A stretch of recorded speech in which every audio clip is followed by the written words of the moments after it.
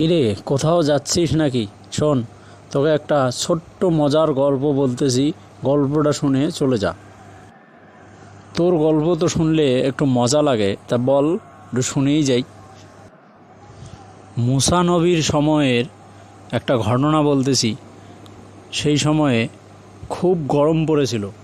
তা মুসা নবীর সাহাবী যারা ছিল তারা মুসা নবীকে এসে বলল, হে মুসা, আমাদেরকে নিয়ে আল্লাহর দরবারে মোনাজাত করুন যাতে আল্লাহ তাআলা বৃষ্টি দেন, আমরা এই গরমে থাকতে পারতেছি না। তো মুসা নবীর উম্মত যারা ছিল তারা ছিল একটু বেকরা টাইপের। সেই জন্য তিনি কি করলেন, সাথে সাথেই তাদেরকে নিয়ে বৃষ্টির নামাজ পড়ে আল্লাহ তাআলার কাছে দোয়া করলেন।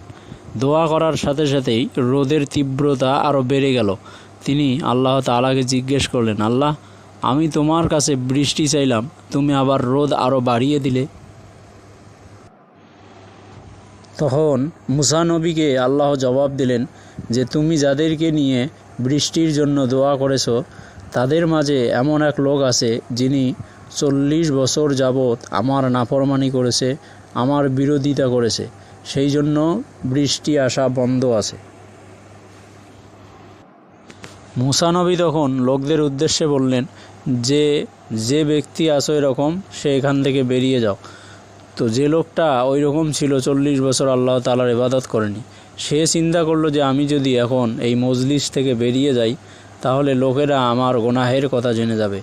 সেই জন্য তিনি কি করলেন, আল্লাহ তাআলার কাছে দোয়া করলেন, আল্লাহ, যে আমি এতদিন তোমার ইবাদত করিনি, সেই জন্য আমি ক্ষমা চাচ্ছি, আমাকে ক্ষমা করে দিন, আমাকে বেইজ্জতি করবেন না। যেই ওই ব্যক্তির দোয়া শেষ হয়েছে সাথে সাথেই বৃষ্টি শুরু হয়ে গেছে। তখন মুসা নবী আল্লাহকে বললেন, আল্লাহ, এই মজলিস থেকে কেউ তো বের হলো না, তাহলে তুমি বৃষ্টি দিলে যে?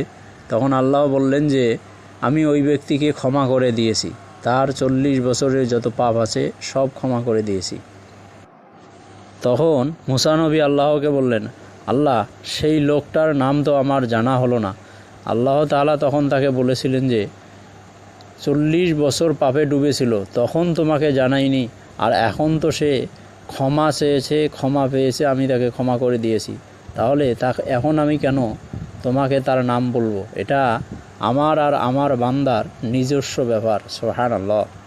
আমি তো অবাক হয়ে গেলাম বন্ধু, আল্লাহ তাআলা এত মহান আমরা বুঝতেই পারি না, অথচ আমরা সারাদিন কত পাপ করি, পাপ করার পরে হতাশ হয়ে যাই, অথচ ফিরে গেলে আল্লাহ তাআলা তাকে কত ভালোবাসে।